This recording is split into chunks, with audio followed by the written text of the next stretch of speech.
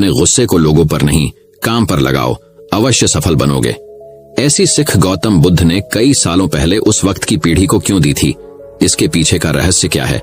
आज इसी रहस्य के बारे में हम गौतम बुद्ध की कहानियों के माध्यम से जानेंगे। तो बिना देर किए चलिए उन कहानियों की शुरुआत करते हैं। दोस्तों, बहुत समय पहले की बात है।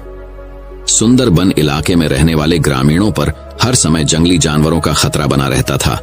खास तौर पर जो युवक घने जंगलों में लकड़ियां चुनने जाते थे, उन पर कभी भी बाघ हमला कर सकते थे। यही वजह थी कि वे सब पेड़ों पर तेजी से चढ़ने उतरने का प्रशिक्षण लिया करते थे। प्रशिक्षण गांव के ही एक बुजुर्ग दिया करते थे, जो अपने समय में इस कला के महारथी माने जाते थे। आदर पूर्वक सब उन्हें बाबा बाबा कहकर पुकारा करते थे। बाबा कुछ महीनों से युवाओं के एक समूह को पेड़ों पर तेजी से चढ़ने उतरने की बारीकियां सिखा रहे थे और आज उनके प्रशिक्षण का आखिरी दिन था। बाबा बोले, आज आपके प्रशिक्षण का आखिरी दिन है। मैं चाहता आप सब एक बार इस चिकने और लंबे पेड़ पर तेजी से चढ़ उतर कर दिखाएं। सभी युवक अपना कौशल दिखाने के लिए तैयार हो गए। पहले युवक ने तेजी से पेड़ पर चढ़ना शुरू किया और देखते देखते पेड़ की सबसे ऊंची शाखा पर पहुंच गया। फिर उसने उतरना शुरू किया और जब वो लगभग आधा उतर आया तो बाबा बोले, सावधान, जरा संभल कर, आराम से उतरो, कोई जल्दबाजी नहीं है। युवक सावधानी पूर्वक नीचे उतर आया।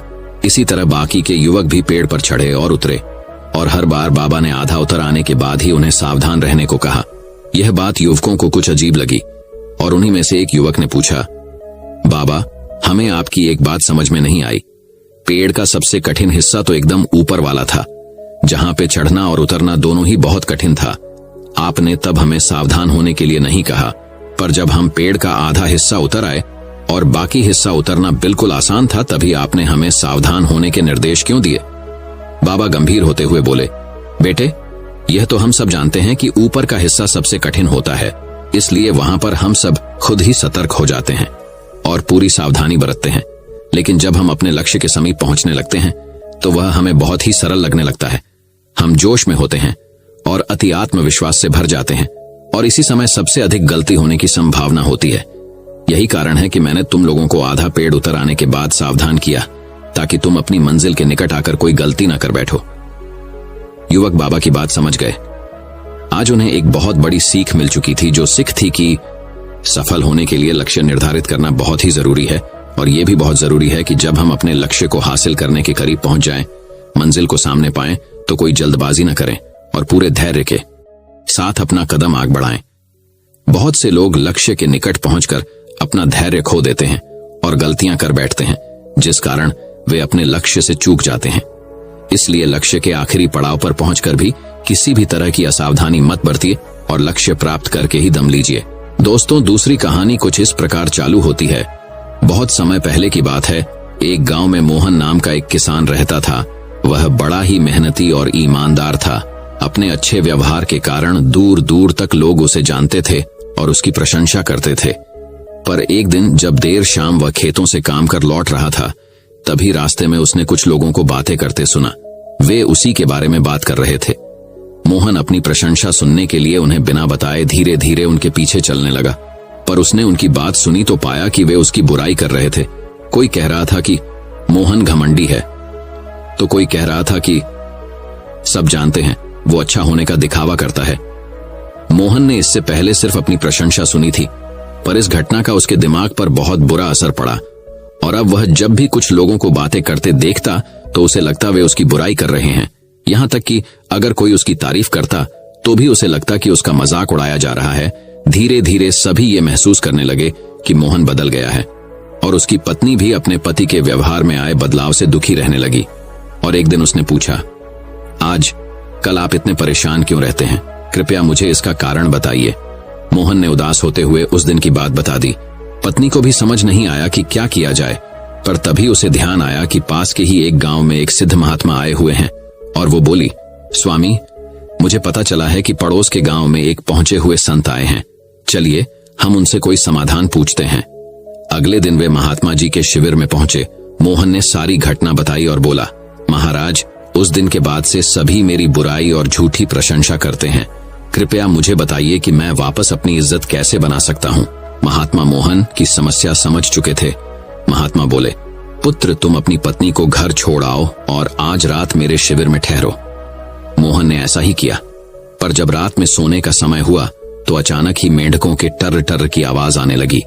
मोहन बोला, ये क्या महाराज, यहाँ इतना कोलाहल क्यों है? महात्मा बोले, पुत्र, पीछे एक तालाब है।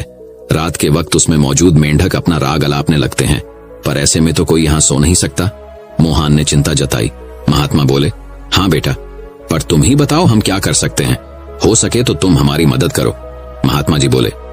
मोहन बोला, ठीक है महाराज, इतना शोर सुन के लगता है इन मेंढकों की संख्या हजारों में होगी। मैं कल ही गांव से 50-60 मजदूरों को लेकर आता हूँ और इन्हें पकड़कर दूर नदी में छोड़ आता हूँ। और अगले दिन मोहन सुबह सुबह मजदूरों के साथ वहां पहुंचा। महात्मा जी भी वहीं खड़े सब कुछ देख रहे थे। तालाब ज्यादा बड़ा नहीं था। 8-10 मजदूरों ने चारों ओर से जाल डाला और मेंढकों को पकड़ने लगे। थोड़ी देर की ही मेहनत में सारे मेंढक पकड़ लिए गए। जब मोहन ने देखा कि कुल मिलाकर 50-60 ही मेंढक पकड़े गए हैं, तब उसने महात्मा जी से पूछा, महाराज, कल रात तो इसमें हजारों मेंढक थे, भला आज वे सब कहां चले गए? यहां तो बस मुट्ठी भर मेंढक ही बचे हैं। महात्मा जी गंभीर होते हुए बोले, कोई मेंढक कहीं नहीं गया। तुमने कल इन्हीं मेंढकों की आवाज सुनी थी। ये मुट्ठी भर मेंढक ही इतना शोर कर रहे थे कि तुम्हें लगा हजारों मेंढक टर्र टर्र कर रहे हों। पुत्र, इसी प्रकार जब तुमने कुछ लोगों को अपनी बुराई करते सुना तो भी तुम यही गलती कर बैठे। तुम्हें लगा कि हर कोई तुम्हारी बुराई करता है, पर सच्चाई यह है कि बुराई करने वाले लोग मुट्ठी भर मेंढक के सामान ही थे।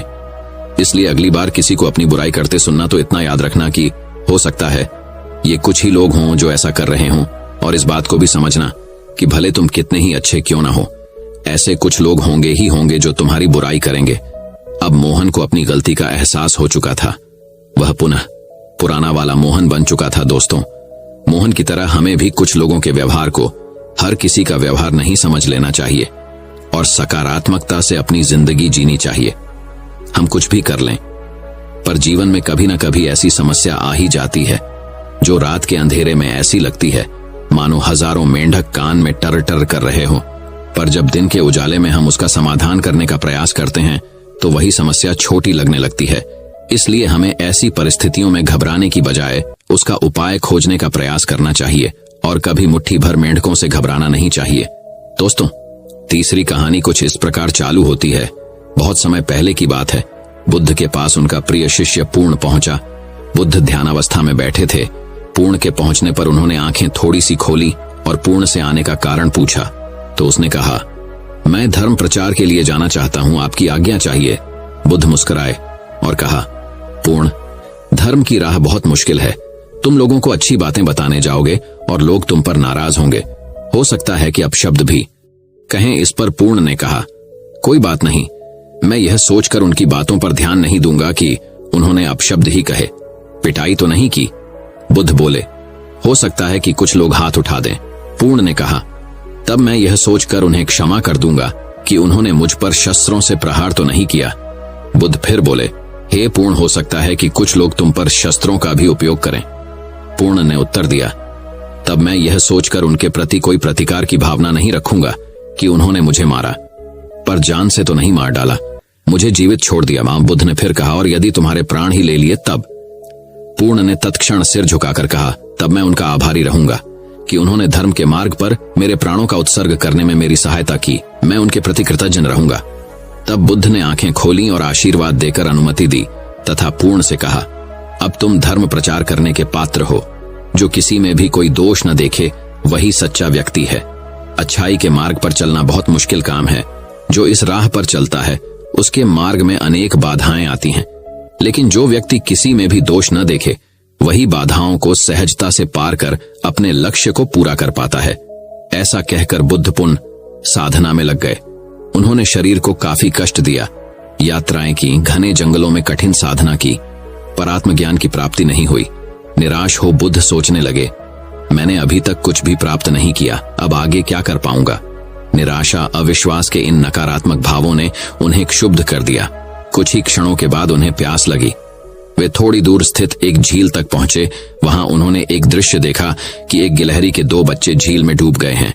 पहले तो वह गिलहरी जड़वश बैठी रही, फिर कुछ देर बाद उठकर झील के पास गई। अपना सारा शरीर झील के पानी में भिगोया और फिर बाहर आकर पानी झाड़ने लगी। ऐसा वह बार बार करने लगी। बुद्ध सोचने लगे कि इस गिलहरी का प्रयास कितना मूर्खतापूर्ण है। क्या कभी यह इस झील को सुखा सकेगी? किंतु गिलहरी का यह क्रम लगातार जारी था। बुद्ध को लगा मानो गिलहरी कह रही हो कि यह झील कभी खाली होगी या नहीं, यह मैं नहीं जानती, किंतु मैं अपना प्रयास नहीं छोड़ूंगी। अंततः उस छोटी सी गिलहरी ने भगवान बुद्ध को अपने लक्ष्य मार्ग से विचलित होने से बचा लिया। वे सोचने लगे कि जब यह नन्ही गिलहरी अपने लघु सामर्थ्य से झील को सुखा देने के लिए दृढ़ संकल्पित है, तो मुझ में क्या कमी है? मैं तो इससे 1000 गुना अधिक क्षमता रखता हूं। यह सोचकर गौतम बुद्ध पुनः अपनी साधना में लग गए और एक दिन बोधि वृक्ष तले उन्हें ज्ञान का आलोक प्राप्त हुआ। यह कथा असफलता के बावजूद प्रयासों की निरंतरता पर बल देती है।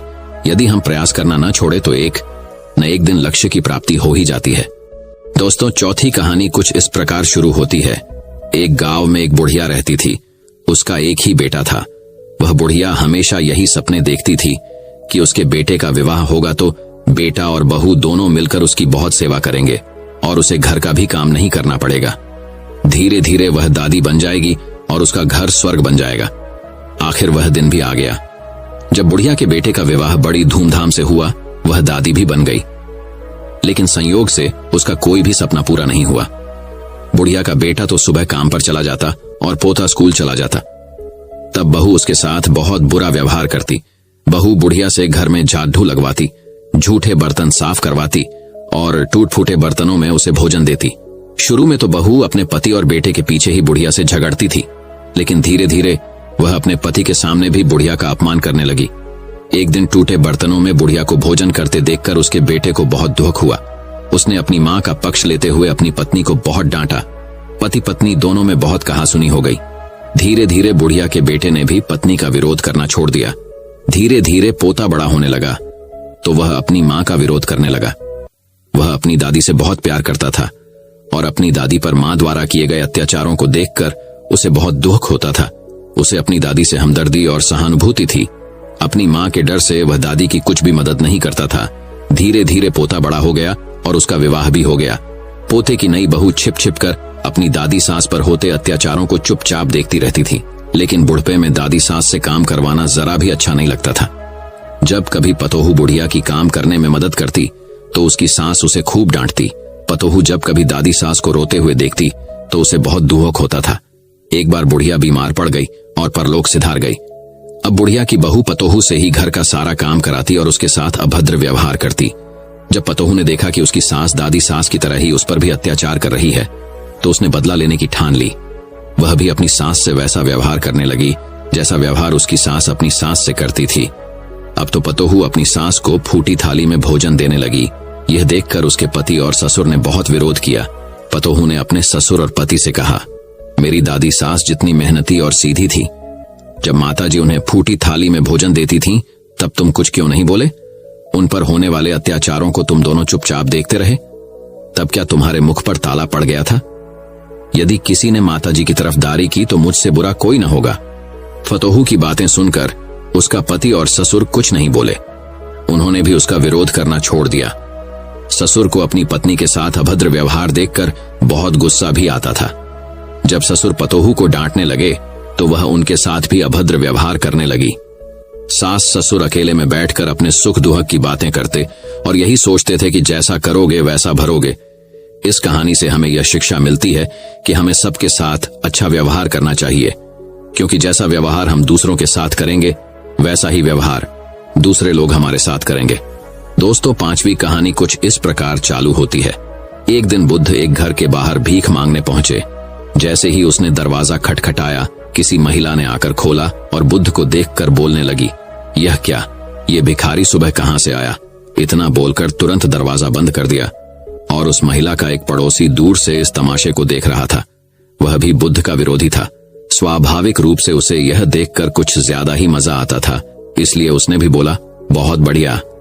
अगले दिन बुद्ध ने फिर उसी दरवाजे पर दस्तक दी। इस बार बुद्ध को देखकर महिला को फिर से गुस्सा आ गया और उसने बुद्ध पर कचरा फेंक दिया और उस महिला का वही पड़ोसी आज भी तमाशा देख रहा था।